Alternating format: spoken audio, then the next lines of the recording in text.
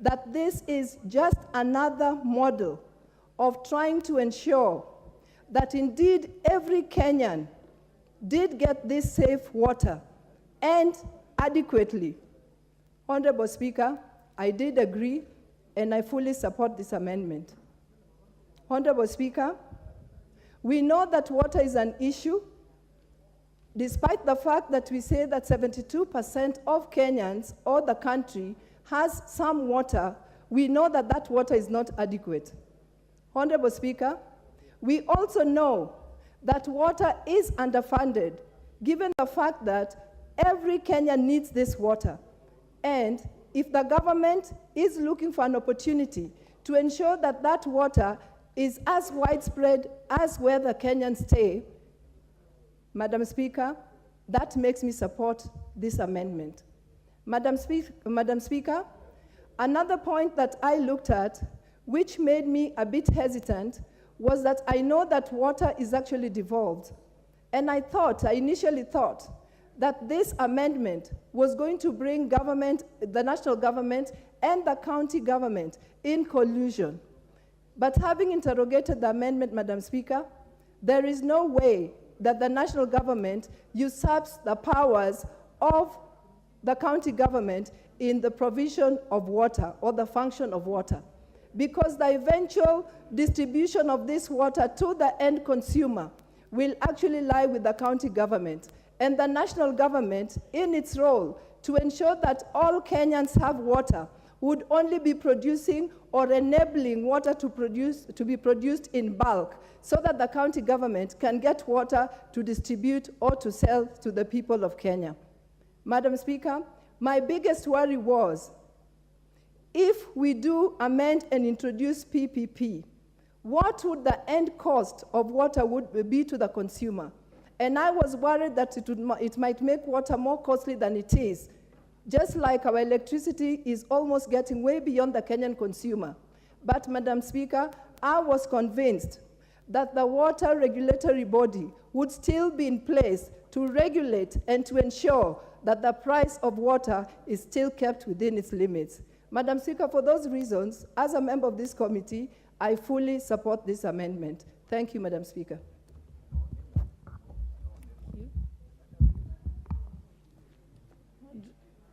Honorable, have you got your card here? Okay, proceed. And I think we keep it brief, but other Pokanaka. Thank you, Madam Speaker. I would also like to lend my voice in support of this bill. And I'll start by saying, Madam Speaker, that 60 years after independence, it's actually a shame that the bulk of Kenyans still do not have access to clean drinking water. And Madam Speaker, they say insanity is keeping on doing the same thing and expecting a different result. And so the model that we've used for 60 years, we must now start interrogating it and saying, why hasn't it delivered the results that we've all been looking for? And so, Madam Speaker, I support that we need a paradigm shift. If we have to accelerate, if we have to create sustainability, if we have to save lives, if we have to mitigate conflict, we have to provide our people with enough water. They have said many times that the next world war will most likely be as a result of a water shortage. So it is important that we start rethinking a new model of providing water. So a PPP model, Madam Speaker, serves this issue very, very well. And Madam Speaker, it's a good coincidence that we are discussing this bill just after we have finalized, with the climate change bill, because the two issues are very interlinked. We are seeing these days, seasons of very heavy rainfall, and all that water, drains to the oceans. And then in the next season, we are dealing with a catastrophic drought. So, Madam Speaker, it's very, very important that we create a mechanism where we can be able to build these mega dams that we have been speaking about. Some of them have been in planning for 50 years, 40 years, 30 years. But because of not having enough public funds, these dreams have been delayed and our people continue to suffer. So, Madam Speaker, I support this model. And just to give us history, if we had no PPPs, this country would still be power deficient. Now, with the PPP, again, we have seen what we can be able to do with our roads, and the expressway is a very good example. So it is very, very important that we embrace this, and I'm happy, Madam Speaker, that in my own constituency, we have planned to develop 2 mega dams, Gura Dam and Mohoya Dam. And both of these dams are going to be PPP dams, and they will not only supply water to my constituency, but we are envisaging that they can be able to supply water to most parts of Nyeri, and indeed to some of our neighbors like Muranga and Kirinyaga. So it is very, very important that we embrace this model. In our towns, we have aging piping systems. We have aging distribution systems. And like, for example, in Nairobi, we cannot even afford to upgrade our systems because of limited public funds. So with this model, we are going to start seeing investment also in the distribution system. We are going to start improving billing. And Madam Speaker, if we are successful at this model should also be replicated to other areas of development where, because of our use of our public funds, we have other investment. And Madam Speaker, as I conclude, it is also important that we think about the many water companies that we created, because by an act of this parliament, every county in this country have like 8 to 10 small water bodies, and most of them are not even economically viable. They cannot maintain their systems. They cannot be able to invest adequately. So I hope that the movers of this bill can also, in their wisdom, see whether we can be able to improve the current model that works. But Madam Speaker, based on that, I fully 100% support this water bill, and we hope that we have better days ahead in this country. Thank you, Madam Speaker. What's your point of order, Honorable Kigaria?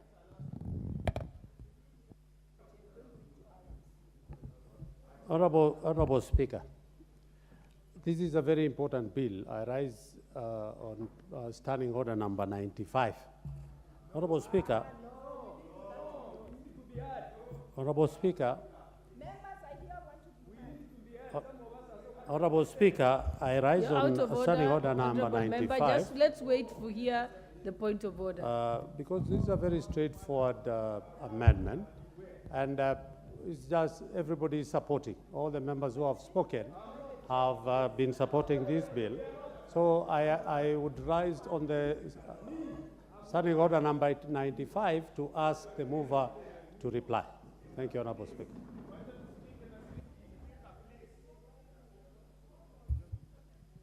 Is the mover ready to reply?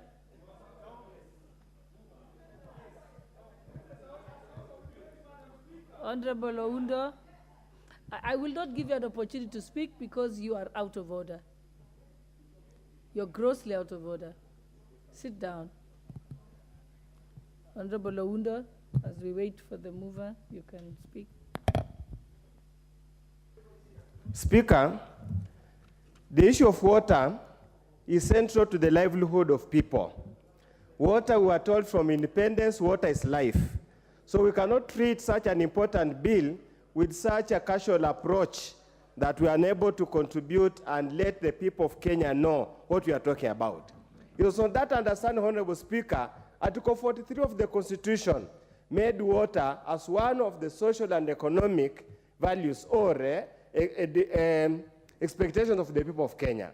So to Honorable, surely the Chair of Environment should be courteous and allow members to ventilate and let them go on record. Honorable Speaker, we were told at the independence that one of the issues that the government was supposed to treat was water, was to provide was water. 60 years down the line, Honorable Speaker, the water extension or water uptake, water availability in this country is still very, very low.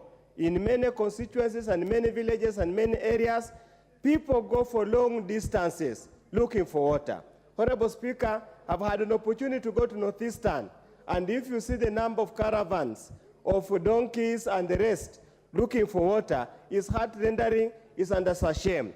Honorable Speaker, I come from a constituency called Funyula, where we border Lake Victoria, but Funyula constituency and Busia County as a whole is a water-deficient county, simply because the national government and the county government do not have adequate resources to invest in waterworks. And that's why, where I stand, Honorable Speaker, I support and the amendment that generally allows for private-public partnership or even public-public partnership to ensure there is water that goes to the various homes of Kenyans wherever they are. Honorable Speaker, a major point of concern, obviously, where the private sector is involved, a private sector provider is in it for business, is in it for profits, unlike a public sector. The only cause of concern, Honorable Speaker, two things will arise. The tariffs for delivery for individual household might go up and become higher and become unaffordable and make the product unaffordable. On the converse, Honorable Speaker, if the regulations are so tight, we will not get efficient public-private partnership. We will still again not solve the problem we are talking about here.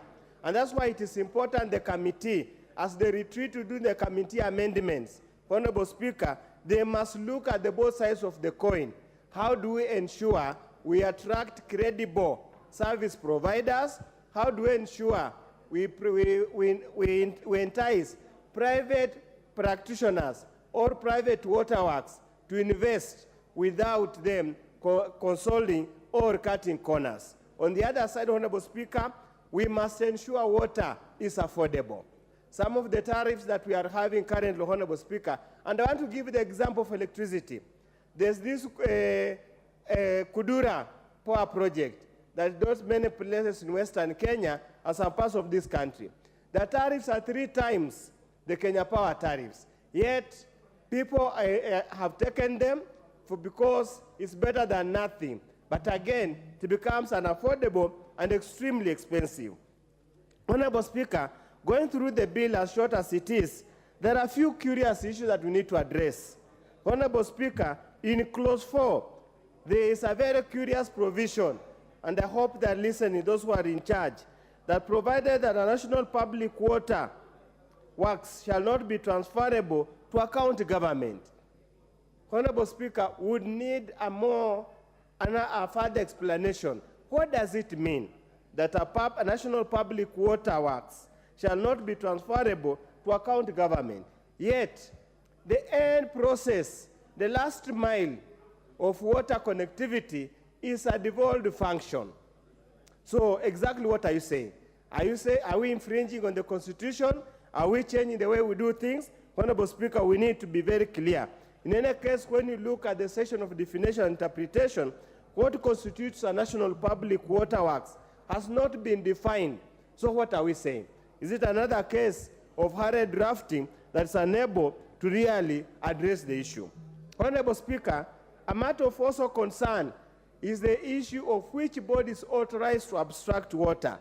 In clause 10 of this bill, they attempt to redefine the matter or contextualize the matter. But again, it's not very clear that if, for example, as we have had the quarrels of people of Murang'a with the people of Nairobi, that water is extracted in Murang'a, is transported to Nairobi, and the people of Murang'a do not have the water. So how have we cured that malady? Is not very clear in this particular bill, Honorable Speaker. So I would want the committee responsible for this to really have a look at it, draw from experts in this water sector, so that this amendment, as we are making this amendment, as we are now introducing private-public partnership, we need to be very clear to avoid conflicts, to avoid confrontation, and to avoid a lot of wastage. And then, Honorable Speaker, it's always not very right that a private sector entity is the most efficient. It isn't. Many times, public sector can as well be efficient if only we cure governance issues.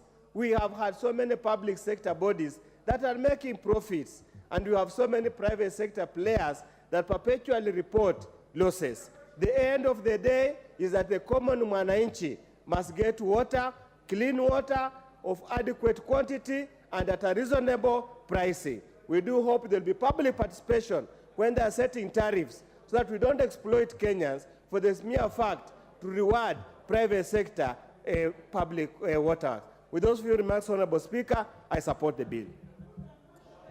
Honorable Millie Odhiambo. Thank you, Mr. Speaker, for giving me a chance. Mr. Speaker, I want to say at the onset that I wish to support, but I'll be very brief because I can read the mood of the House.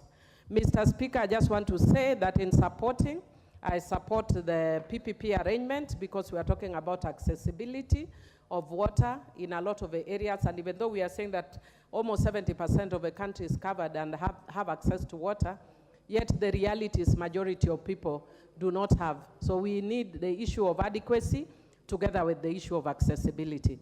Mr. Speaker, I worked very closely on the Water Act in 2016 on mainstreaming human rights. And Mr. Speaker, one of the things that was very strong was on that issue, that in terms of accessibility, we may have to actually consider the issue of PPP. Mr. Speaker, the only thing that I'd want to encourage is the issue of governance, because sometimes then we have, we factor in, not factor in, but the issue of corruption sets in, because then you'll find that only a few people will be accessing this water. There'll be a few ones who will be working around the climate change, and there'll be a very few people who will be working in different sectors. As an old member, I sit here and I can see sometimes which direction we are headed, Mr. Speaker. And I can see the good intention and the moneyed intention. So I would want to encourage that our moneyed intention does not override the public good. So even as we are moving the PPP way, let us remember that Kenyans need to access water. I do support and thank you. Honorable. Thank you, Mr. Speaker, sir. Thank you. I take this opportunity to thank you, Mr. Speaker, for giving me this chance. At least this is a house of debate, and I have people whom I represent, and they need to be heard. And on the onset, Mr. Speaker, sir, is that the bill as it is, because I've gone through it, there are some gray matters, there are some gray areas which I believe the committee did not address, Mr. Speaker. The gray areas, as I look at the mood of the House, as I've heard from my colleague, is that there are those projects which have been existing, and the bill as it is now, you know, the law does not operate in retrospect. It should operate from where it has been formulated onwards. But the way I'm looking at this law is that it's going to affect even those people who have been having their own intakes, who have invested on their own. They have waters in their homes. They have used pipes, which they have bought through their own investments.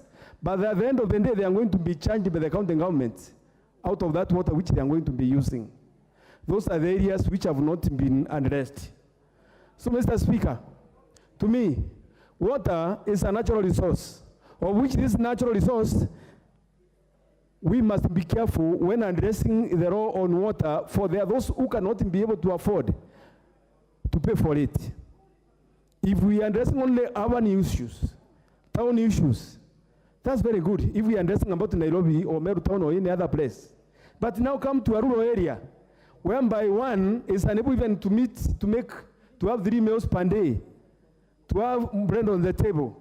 Look at the circumstances, whereby we were talking on bottom-up economy. Bottom-up economy is to, at least, to make sure that those who are down, we have left them to come upwards. Now we have gone back to those people who are down to charge them the natural resource which they have been enjoying from God.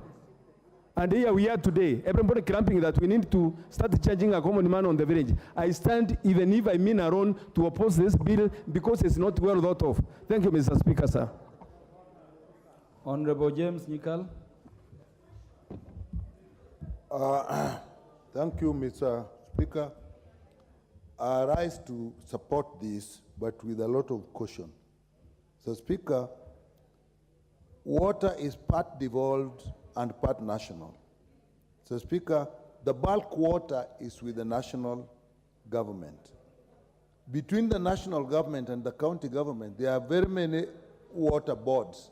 These water boards have not been extremely efficient, so that you find that the county governments don't have enough bulk water to distribute. And yet, the boards themselves are also not efficient.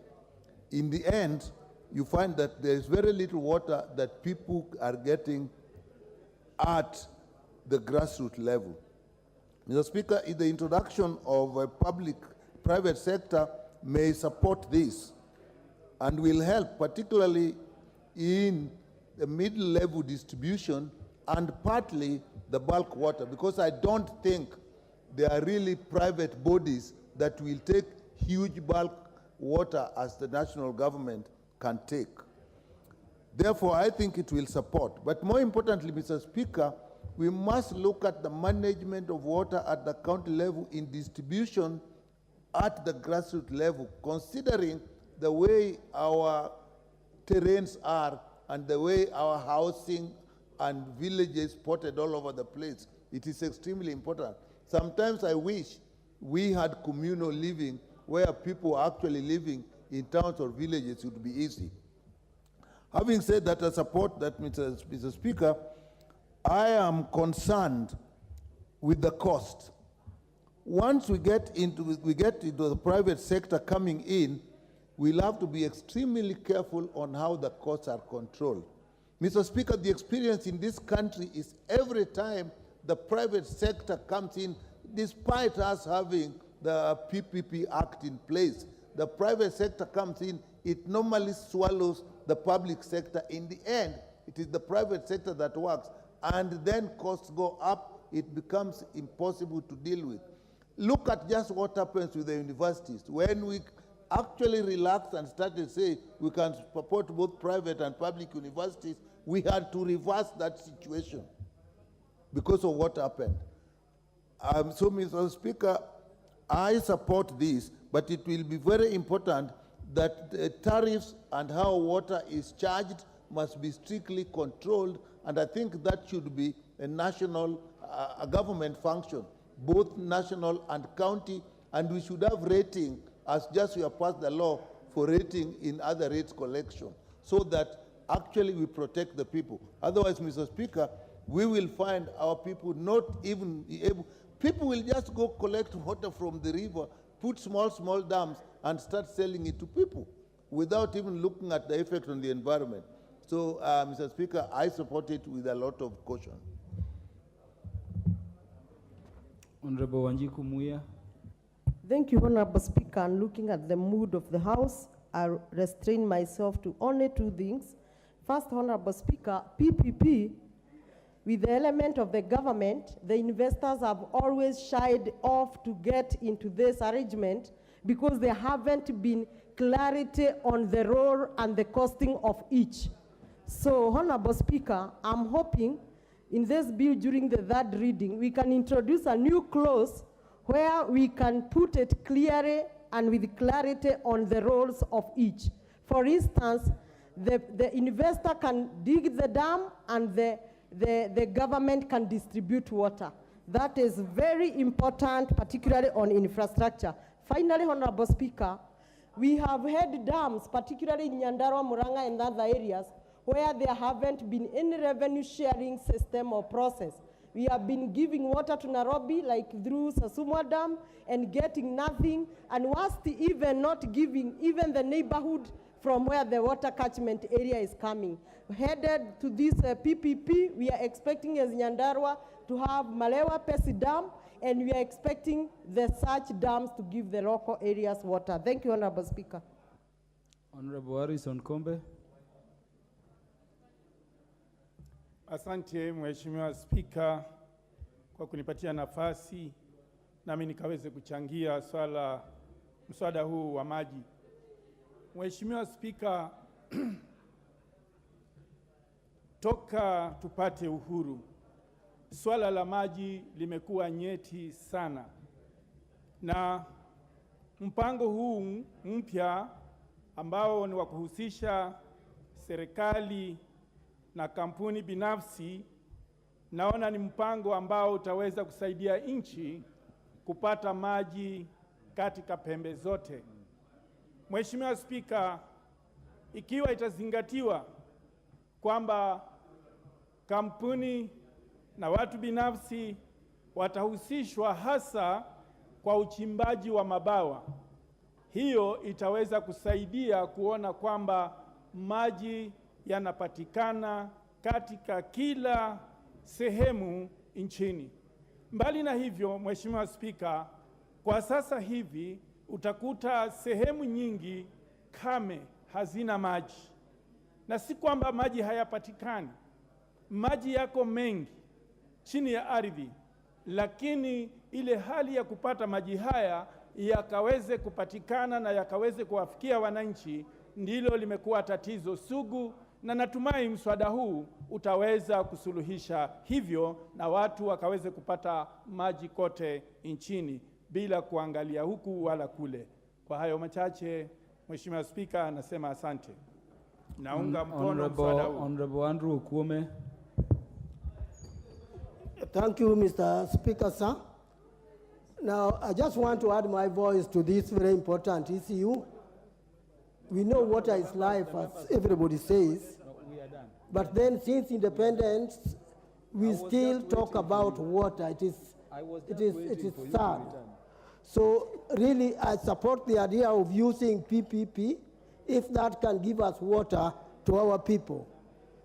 PPP can be used to give water to small-scale cases. Like communities can get water if dams are used. Community can get waters if rivers are used. So we have sources that would sustain supply of water to the communities we need.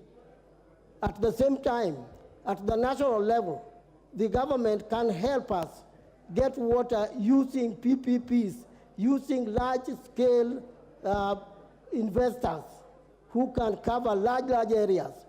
But for small areas, we can use even the local people to join in PPP with the government so that we can get water for our people. Water is essential, it is necessary, we need it, and we need to support a bill like this one very, very strongly and with action. Thank you, Mr. Speaker.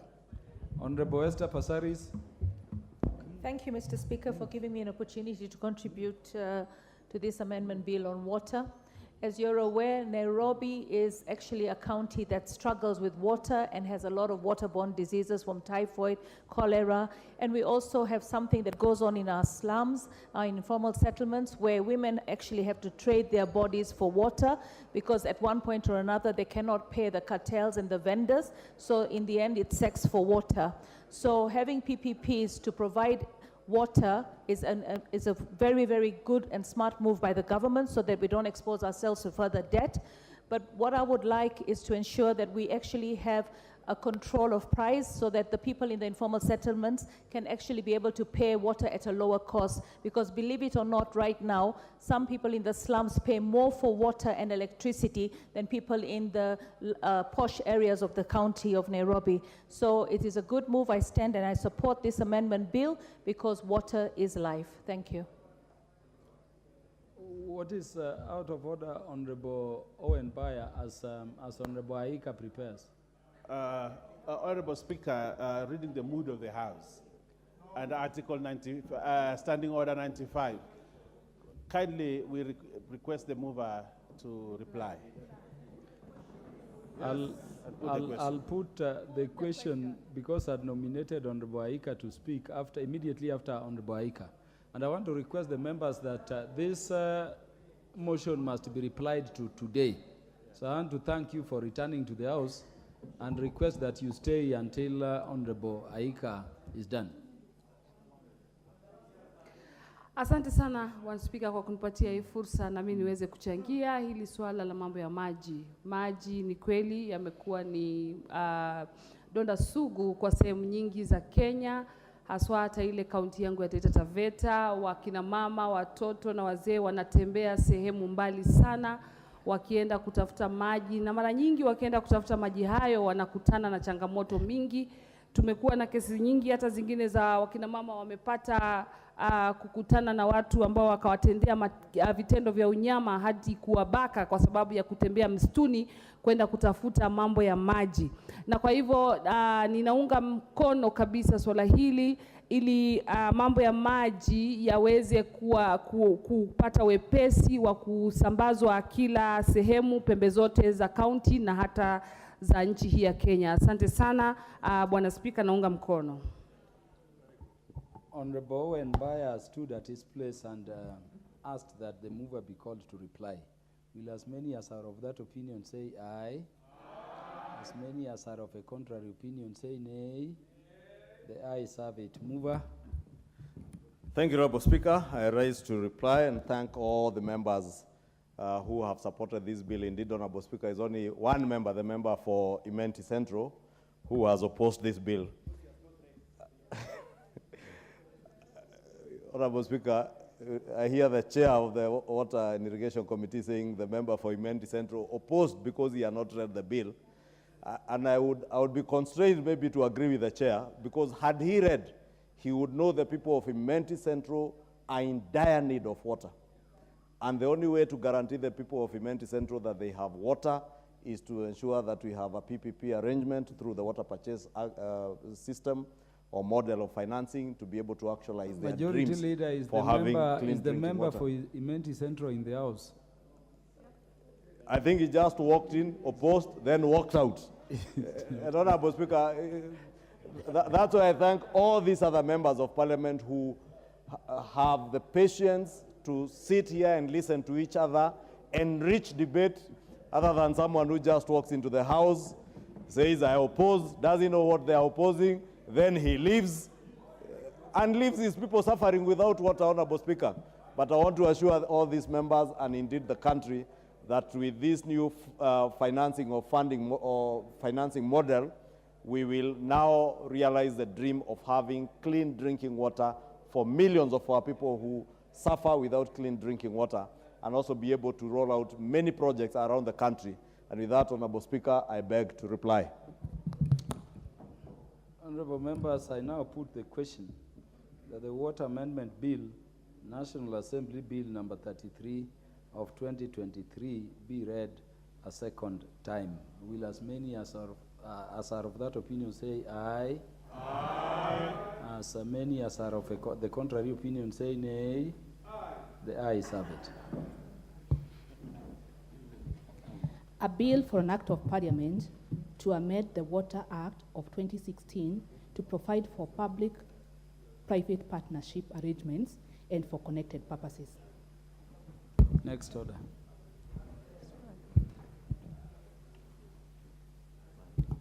Order number 11, motion. Report of the Kenyan delegation to the 146th Assembly of the Interparliamentary Union, IPU, and related meetings held in the Kingdom of Bahrain. Mover. Who is moving this motion?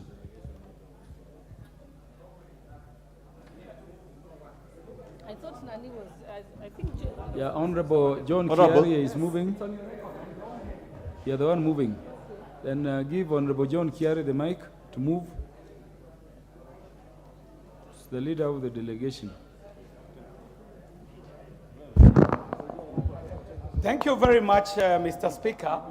And I beg to move this motion, that is a report on the goings-on at the IPU 146th Assembly that took place in Bahrain, Mr. Speaker. And Mr. Speaker, the IPU is a parliament that was established in 1889. Mr. Speaker, this is a parliament that brings together around 170-something parliaments from all over the world. And Mr. Speaker, there is a good reason to call the IPU the Parliament of Parliaments, Madam Speaker. This is a place where parliaments are able to have a worldwide dialogue, Mr. Speaker. And out of this parliament, great debates are able to be conversed on the floor of the General Assembly and cascaded down to national assemblies where necessary, and even escalated higher up when there is a need to escalate such debate. Mr. Speaker, the current membership of the IPU is now standing at around 179 parliaments, Mr. Speaker. Mr. Speaker, as we speak, there are like 12 associate parliaments that have associated themselves with the IPU. Mr. Speaker, the IPU does work closely with the UN and other partners who have similar ideals, Mr. Speaker. Mr. Speaker, I'd like to let this House know that the IPU, in the format that it has been constituted, promotes democracy and the rule of law. It is a place that facilitates for parliamentary debate, dialogue, and cooperation, and it is a good avenue, Mr. Speaker, for members of this House to be able to have an international platform where they are able to escalate the issues that we find being a bit more nagging locally and have cross-border implications. The IPU gives such an opportunity, and the premier assembly, the General Assembly, becomes the point of, or the theater of action whenever the IPU meets. Mr. Speaker, the IPU also assists Parliament in coping with the changing international dynamics. There are many issues that are coming up, Mr. Speaker, some of which are a real threat to democracy as we know it. Democracy, being over hundreds of years old, Mr. Speaker, is facing its biggest challenge in this generation. And Mr. Speaker, the IPU has been assisting parliaments across the world to be able to change these to face these changing dynamics, Mr. Speaker, and that is why this parliament prides itself for being a great member of the IPU. Mr. Speaker, the IPU's principal statutory body that expresses the views of the IPU and the political issues is the General Assembly. And it is this General Assembly, Mr. Speaker, that the delegation that I was leading attended. And this is the 146th Assembly of the Interparliamentary Union and related meetings that was held in Manama in the Kingdom of Bahrain from the 11th to the 15th of March 2023. Mr. Speaker, when we at the IPU, we're able to come together as parliamentarians so that we're able to study the emerging international issues, and we are able to make recommendations that now inform parliamentary and governmental action.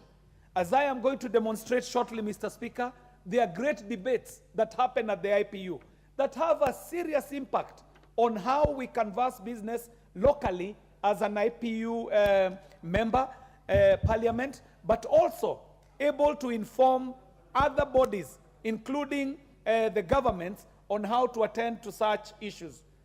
Mr. Speaker, during the 146th Assembly of the IPU, there were 136 member parliaments that were represented.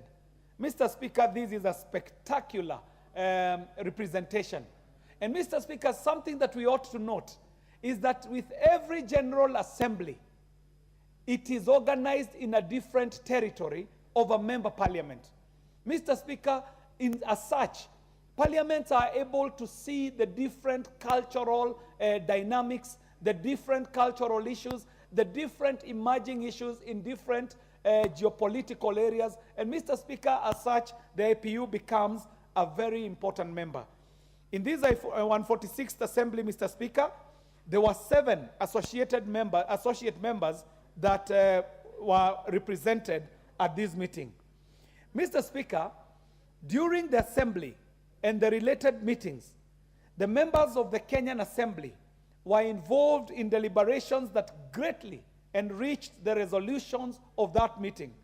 Mr. Speaker, all the IPU statutory bodies and committees convened along the IPU General Assembly were all attended to.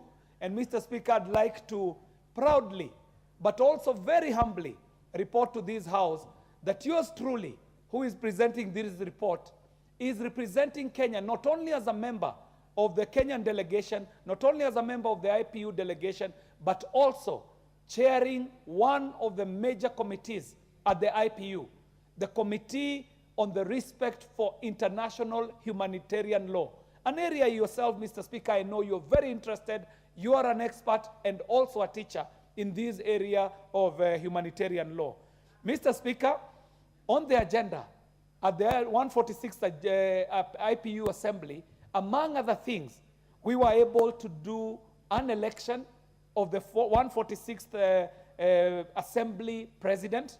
Mr. Speaker, very importantly and close to my heart as the chair of the Committee on Information, Communication and Innovation, there was a great debate, Mr. Speaker, that came up on cyber crime and cyber attacks.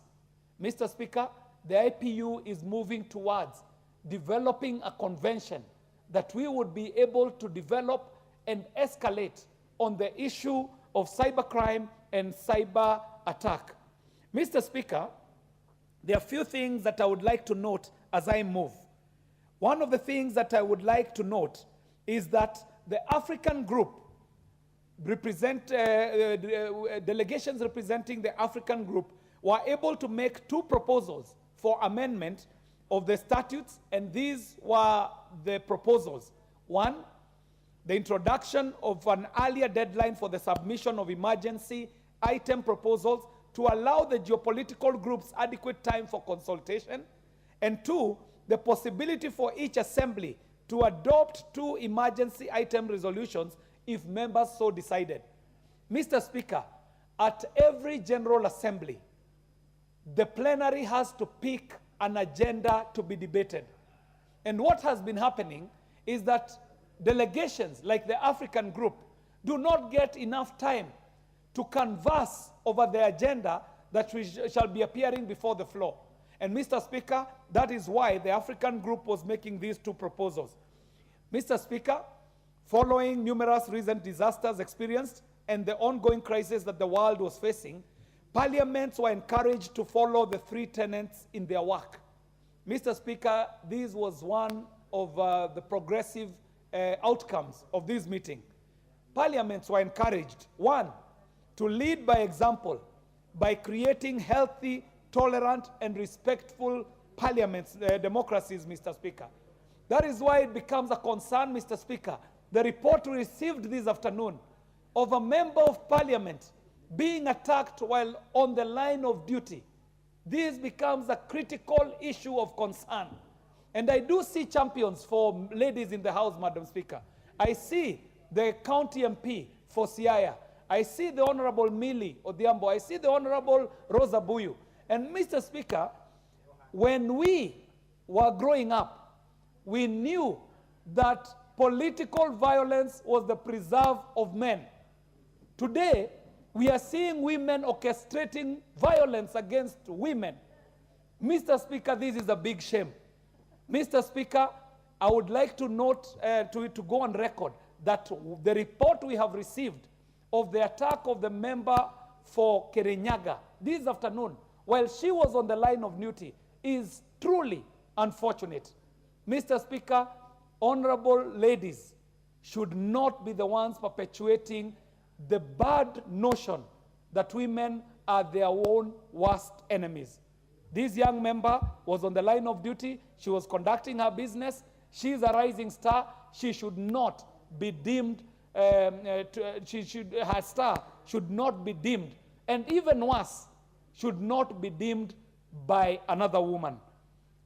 Mr. Speaker, another proposal that was passed was to ensure that parliaments are inclusive and fully representative of all the society, and to create laws that would uphold the rights and dignity, or the rights and dignity of all. Mr. Speaker, during the 147th Assembly, the Governing Council approved the list of future meetings and other activities to be funded by the IPU's regular budget. And from the committee that I chair, we have already held not less than 2 events after the 146th Assembly, two of which were actually via Zoom. There were cyber meetings, And so there are many other activities that are going on as we wait to go to Angola, Luanda, for the next 147th meeting. Mr. Speaker, there are things that this House needs to note. Notably, the following members of the National Assembly are currently holding positions in IPU committees and statutory organs. Mr. Speaker, this House ought to be proud. Mr. Speaker, as I said, yours truly, the member for Dagoretti South constituency, is a member to the Committee to Promote Respect for International Humanitarian Law, and I am actually the president of this committee. Mr. Speaker, the very esteemed and ranking member, Honorable Millie Odhiambo, MP, is a member of the Committee on Human Rights of Parliamentarians, and she is indeed the Vice President. Proudly so, Mr. Speaker. Mr. Speaker, the Honorable Naisula Lesuda, MP, is a member of the Standing Committee on Sustainable Development, and she is the African Group representative, and I dare say that she is also a very able member of the young parliamentarians at the IPU, doing a very impressive job. Mr. Speaker, the Honorable Rebecca Tonkei does belong to the Standing Committee on United Nations Affairs, and she's also an African Group representative, Mr. Speaker. And each of these have staggering terms that will be expiring during the different times, Mr. Speaker. Mr. Speaker, finally, I'd like to report on recommendations. And we, as the members of the delegation to the IPU, did note a number of things, and we are making the following recommendations. One, that this parliament notes this report and follows up on the implementation of the declaration and resolutions of the 146th IPU Assembly and related meetings. Mr. Speaker, we, as the members of the IPU delegations, have also noted something that maybe we need to report to this House. This parliament is a member of many international parliaments, the Commonwealth Parliament, the African Parliament, the ACP EU, the IPU, and so on. Mr. Speaker, there is need for institutional memory. It might be very critical for this parliament to resolve that when we appoint a delegation to any of these parliaments, it should be a standing delegation, so that we hold this institutional memory, Mr. Speaker, so that each and every time we go to these meetings, we do not start from scratch, Mr. Speaker. Mr. Speaker, on behalf of my fellow members of the delegation, and I do see the very esteemed ranking member, Honorable Millie Odhiambo, in the House, on her behalf and on behalf of other members of this delegation, I beg to move that this House notes the report of the 146th Interparliamentary Union, IPU Assembly, and the related meetings as presented. And Mr. Speaker, because the matters we discuss at the IPU have a regional bearing, and we ought to note that our participation needs to be consistent. As we speak today, the IPU shall be electing a president. And as an East African, I am proud to report that the speaker from Tanzania is a forerunner to become a president of the IPU, an extremely esteemed global position. This is because the participation of Tanzania has been consistent. Their delegations are standing delegations that are consistent. And I would like to call upon this House to actually support a fellow East African to be able to ascend to the highest position in the Parliament of Parliaments, the Interparliamentary Union. I do throw my weight behind the lady from Tanzania who has presented herself for the position of President of IPU, Mr. Speaker. And on behalf of the delegation from Kenya, I do wish to call upon this House to support her candidature.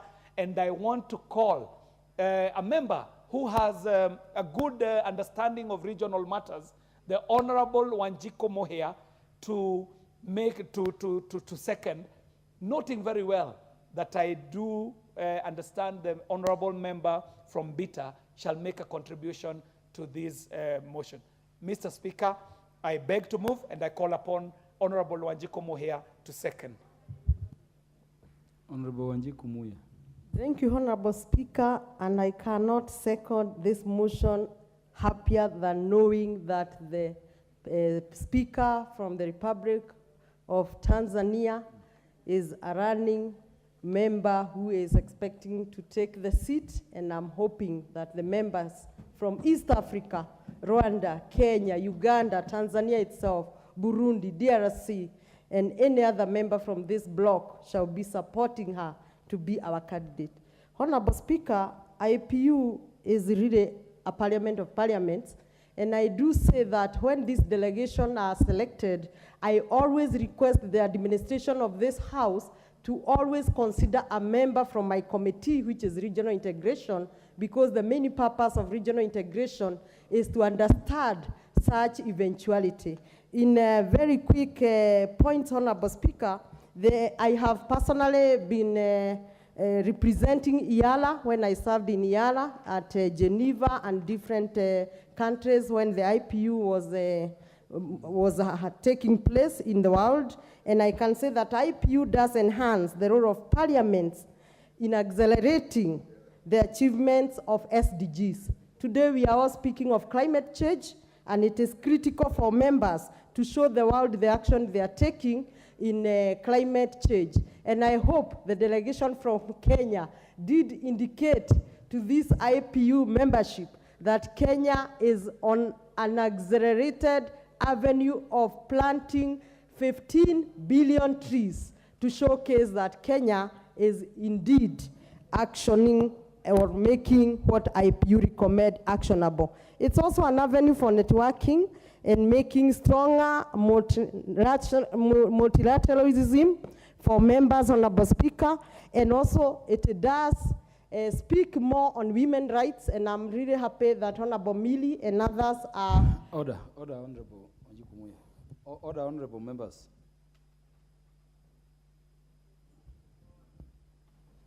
Honorable members, the time being 7:00 p.m., this House stands adjourned until Wednesday, the 23rd day of August 2023 at 9:30 a.m.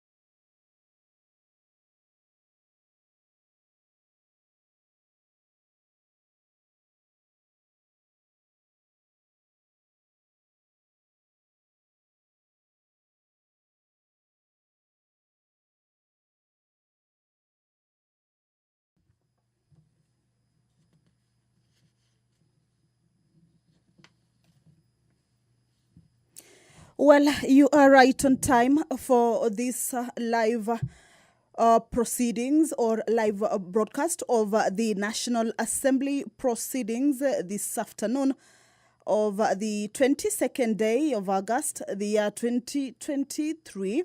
This is a live broadcast that is brought to you by the Parliamentary Broadcasting Unit in partnership with the Kenya Broadcasting Corporation.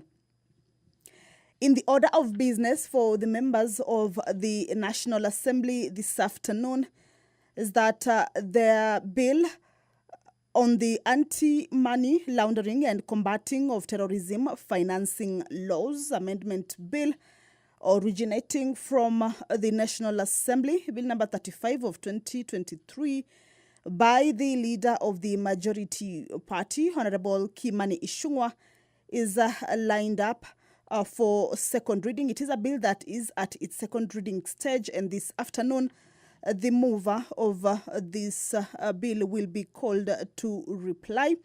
It is a bill that is at the second stage of reading. A look at what exactly this bill seeks to achieve is that the bill seeks to make various amendments to various acts of parliament relating to anti-money laundering, countering the financing of terrorism, and countering the financing of proliferation of weapons of mass destruction in addressing deficiencies identified during the mutual evaluation of Kenya.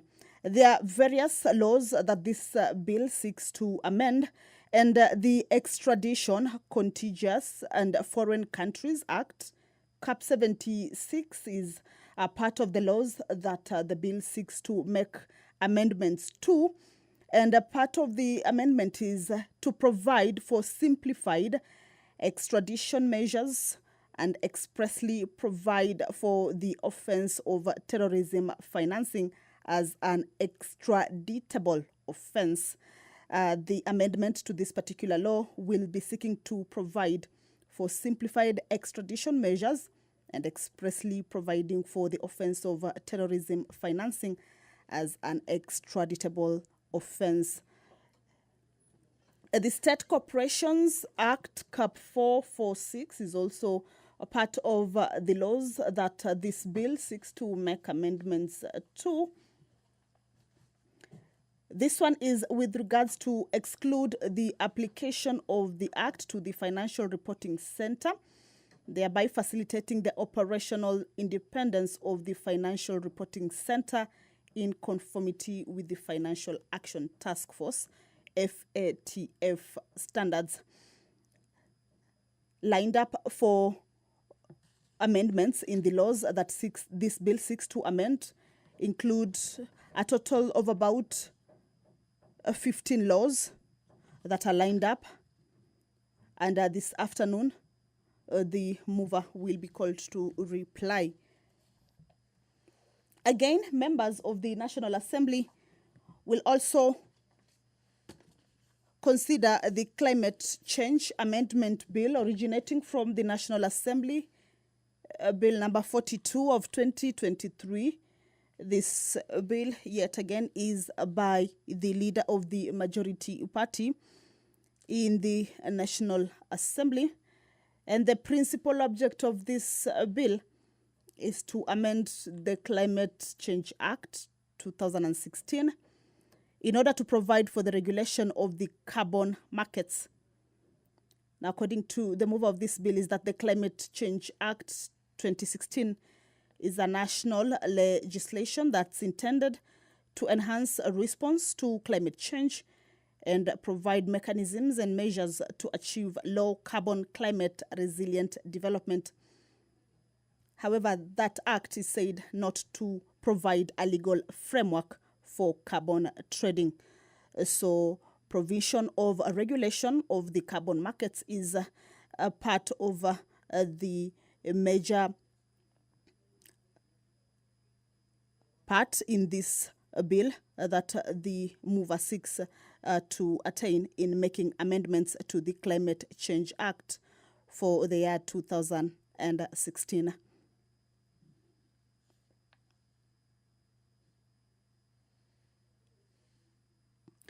This bill Part of the clauses of this bill also seeks to mandate the council as the overarching policy organ on climate change to provide guidance and policy direction on carbon markets in the country.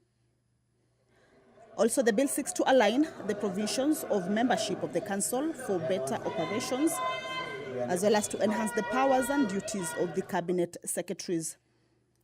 Basically, these are some of the proposals in this amendment that this bill will be achieving once the amendment is passed. Provision of regulation of the carbon markets in the Climate Change Amendment Bill, National Assembly, Bill number 42 of 2023. And the Speaker of the National Assembly, Honorable Dr. Moses Wetangula, as you can see, he is walking into the chambers, already in the chambers. He will be presiding over this afternoon sitting.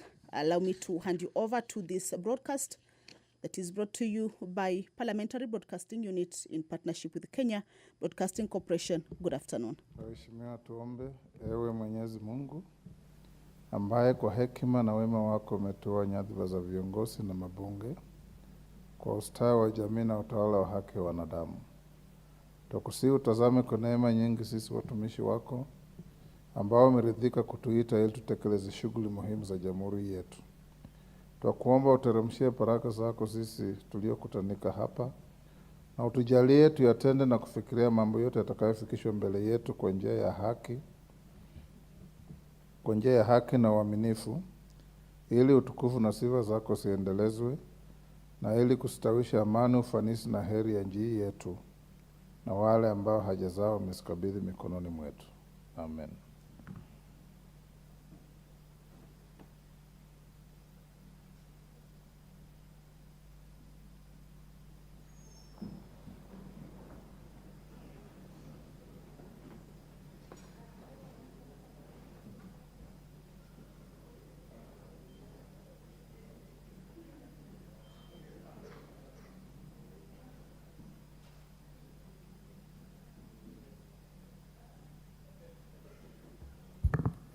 Sergeant, we don't have quorum. You may ring the bell.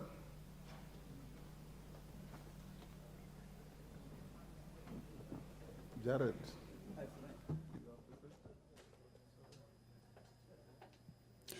Well, Speaker of the National Assembly, Honorable Dr. Moses Wetangula, has just directed that the quorum bell be rung.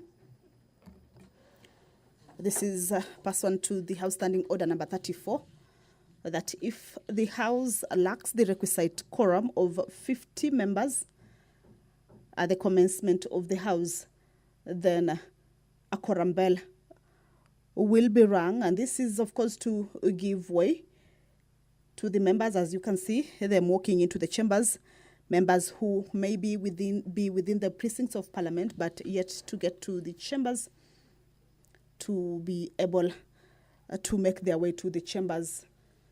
The bell is to give room to the members to be alerted that their presence in the chambers is highly required and that they should be making their way there. So currently is the 10-minute quorum bell as directed, and we will be seeing members walking in.